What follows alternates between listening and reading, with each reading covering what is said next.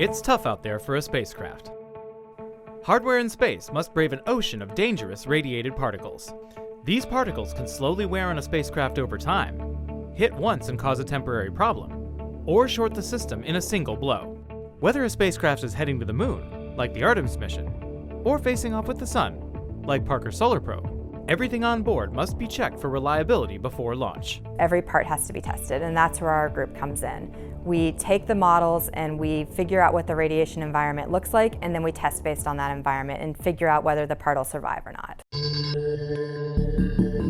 To improve our spacecraft and protect our hardware as it travels through space, NASA has the Space Environment Testbed mission, or SET. This is a mission where the whole point is radiation.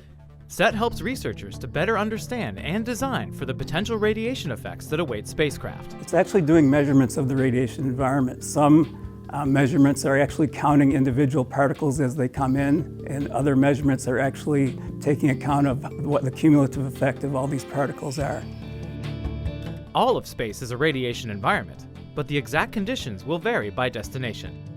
The Sun fires protons. Earth harbors swarms of protons and electrons. Jupiter does the same, but in greater concentration and at higher energy. And everywhere you go, there are heavier ions from galactic cosmic rays. No spacecraft passes through unaffected. More knowledge from SET means more efficient spacecraft designs. For example, less shielding may be necessary. Right now we assume that all missions are going to have a shielding thickness, and so by a shielding thickness we mean how thick are the walls of the spacecraft or the instrument, and we assume they're going to be about 1/10 of an inch. If we can get better models and we can more tightly refine what the radiation environment looks like, we can maybe thin those walls out.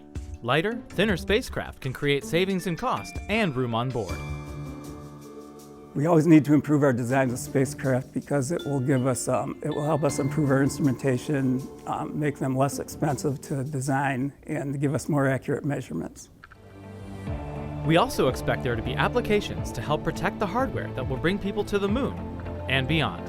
We'll be able to ensure that humans and electronics and spacecraft and instruments, anything that we're actually sending into space will survive in the environment we're putting it in. With SET, NASA can get ready to go farther.